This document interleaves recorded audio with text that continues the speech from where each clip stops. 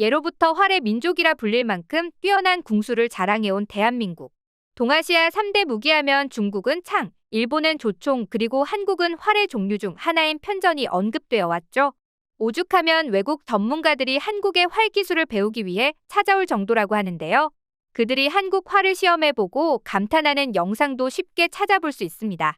실제 독일의 활장인이자 해외 유명 유튜버인 아르민 히르메가 유일하게 한국 활에만 만점을 부여하면서 해외에선 난리가 나기도 했죠. 그는 무려 15살 때부터 활을 잡기 시작해 현재는 학생들을 가르치고 세계 여러 나라의 전통 활을 연구하고 평가하면서 그 영상을 유튜브로 올리고 있는데요.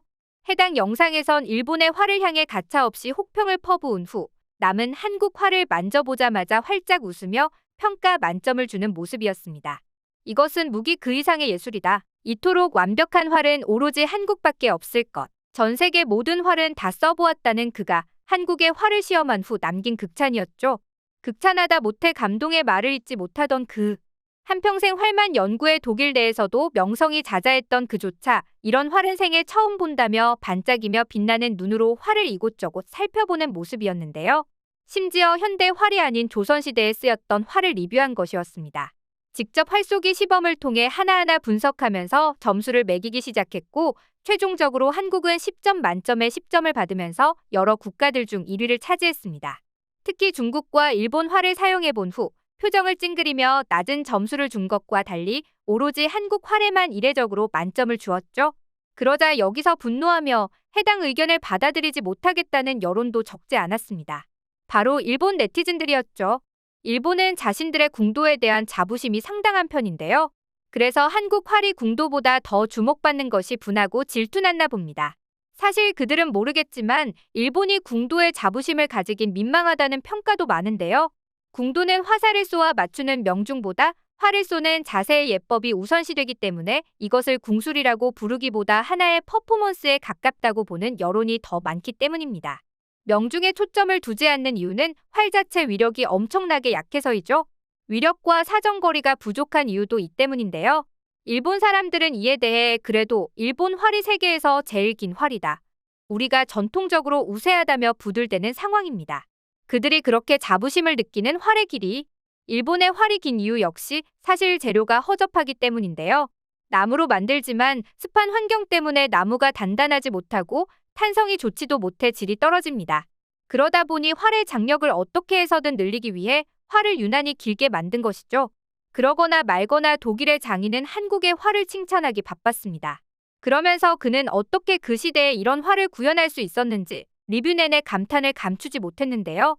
그가 시범을 보인 조선시대의 전통 활은 각궁으로 나무와 힘줄 외에 뿔을 주재료로 추가한 활을 가리킵니다. 의외로 한평생 활만 만진 그조차 각궁을 다루기 힘들어하는 모습이었는데요. 실제로 전통 각궁은 여러 재료를 오랜 기간 제대로 겹치고 붙여 만들었기 때문에 웬만한 사람은 시위를 당기기도 어려울 만큼 강한 활이라고 합니다. 이 때문에 옛 기록을 찾아보면 활을 잘 다루지 못해 손목에 화살이 관통하고 많은 사고도 종종 발생했다고 하죠. 물론 엄청나게 강하고 훌륭한 활인 만큼 중국의 황제들도 탐을 내던 보물 중의 보물이었다고 하는데요. 특히 고구려와 신라의 활에 군침을 흘렸다죠. 각궁 탄성이 엄청나죠. 직사 및 원거리 곡사 정확도 대단하고 타국 장군과 달리 휴대가 용이해서 기마병도 사용할 수 있어요라며 활에 대해 좀 아는 몇몇 해외 네티즌들 역시 각궁의 위험에 고개를 끄덕였는데요. 활을 잘 모르는 사람들은 그저 장인이 극도로 흥분한 모습에 초점이 맞춰졌습니다. 겉보기엔 다를 게 없어 보이는데 도대체 뭐가 장인을 그렇게 놀라게 한 거지? 저 사람이 저렇게 기뻐 날뛰는 모습 처음 봐. 그도 그럴 것이 그의 영상을 찾아보면 표정 변화가 잘 없고 시종일관 정색한 표정과 무미건조한 목소리가 기본입니다. 무엇보다 평가도 깐깐하기로 유명하죠. 그런 그가 한국에만 만점을 준 건 물론 어찌나 마음에 들었는지 본인도 계속 쏘고 싶은 활이라면서 계속 쏘는 모습을 보였습니다. 이 모습에 해외 네티즌들은 도대체 한국 활의 위험이 어떤지 그리고 언제부터 발전한 건지 두 눈을 동그랗게 뜨고 그 이유를 찾기 시작한 거죠. 도대체 한국 활에만 어떤 비밀이라도 숨겨져 있는 걸까요? 일단 한국 활은 일반 기병의 활과 비슷하긴 하지만 크기나 구부러짐이 훨씬 균형적입니다. 그래서 다른 활들과 다른 것이죠. 사실 한국 활만 가지고 있는 유일한 것이 있기도 합니다. 바로 애기살. 활에 있는 이 애기살이라는 화살이 적수를 무너뜨리는데 톡톡히 한몫했죠. 애기살은 기존 화살보다 길이와 무게가 절반 정도 되는 화살인데요. 화살 촉이 짧기 때문에 상대 적은 우리가 활을 쏘는 것도 못 보고 그냥 바로 절명을 했다고 할 정도이니 그 위력이 엄청난 것으로 보입니다. 게다가 원래 일반 화살은 어느 누구나 주워서 재사용할 수 있는데요. 일반적으로 화살은 양궁이든 국궁이든 일본 활이든 시위 범위보다 길다면 누구나 사용 가능합니다.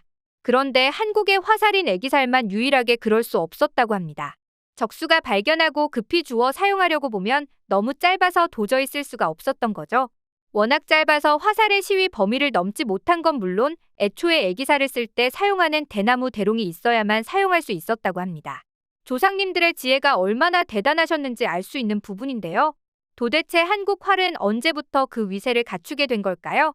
우리나라의 활이 갑자기 이름을 날린 건 아니죠. 사실 한반도의 활은 이미 오래전부터 높은 완성도를 갖추었고 그 위험이 대단했습니다. 허접한 나무로 제작된 일본의 활과는 근본부터 다른 위험을 갖추고 있었죠.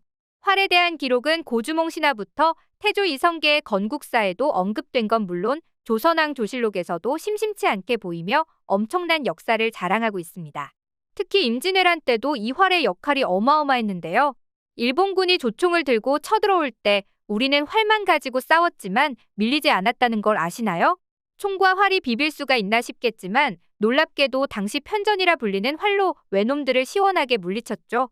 실제 당시 일본의 조총 유효 사거리는 고작 70m인 반면 편전은 무려 200m나 됐다고 합니다. 약 3배에 가까운 거리이죠. 실제로 조선시대 남명학파 약포 정탁의 문집에선 편전은 조총과 맞먹으며 100보까지는 한 명을 쓰러뜨릴 수 있고 200보까지도 중상을 입힐 수 있다고 언급돼 있습니다.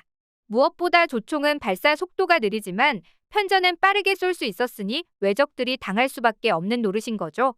그리고 앞서 언급했던 애기살의 역할도 상당했는데요. 당시 일본의 화승총보다 더 빨리 애기살로 쏠 수가 있었으니 근접전에서 큰 역할을 할 수 있었다고 합니다.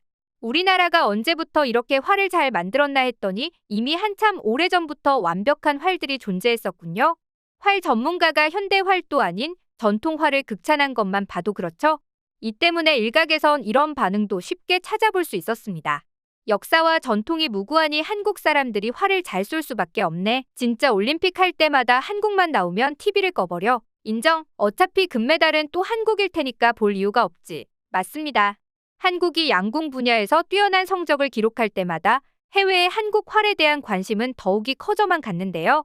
도대체 양궁에서 한국을 이길 수 없는 이유가 뭐야? 외신들은 한국이 양궁에서 정상을 차지해 내려오지 않는 이유를 분석하는데 매달리기도 했죠.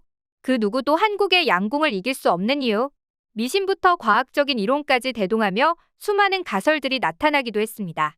대한민국의 양궁 실력은 그 누구도 뭐라 할 수 없죠. 올림픽 양궁 신기록 15개 중 13개를 보유한 나라로 여자 양궁 단체전은 무려 8연패를 기록했으며 역대 올림픽 금메달만 23개입니다. 그야말로 활의 나라라고 해도 과언이 아닌데요. 사극 드라마로 볼 땐 별거 아닌 것처럼 보였던 활이 새삼 대단하게 느껴집니다. 우리나라만의 전통적 가치를 담고 있는 한국의 국궁, 실용성과 무도로서의 가치가 입증된 우리의 국궁이 자랑스럽기만 합니다.